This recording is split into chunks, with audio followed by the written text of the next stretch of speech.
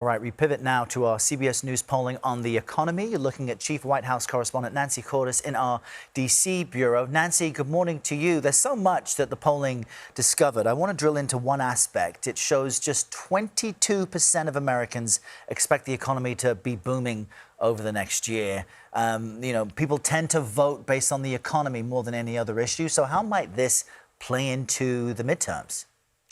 Well, typically what we see historically is that the party in power suffers when Americans think that the economy is heading in the wrong direction. That certainly was the case for Democrats in the last election, the presidential election.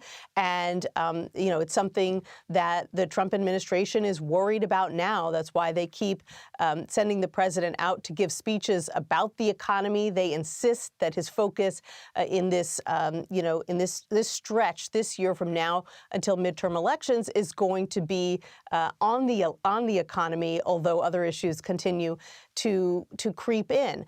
What we've seen over time is that even if administrations insist that they're doing everything that they can on the economy, if Americans don't feel like their economic situation is getting better, then that party tends to suffer in the midterms.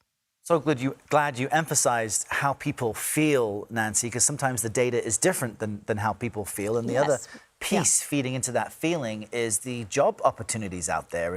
And yesterday, the Labor Department reported December job openings were at their lowest level since 2020. Our polling shows just 28% of people feel secure in their own job. How does that add to people's nerves and their perception of President Trump's economy?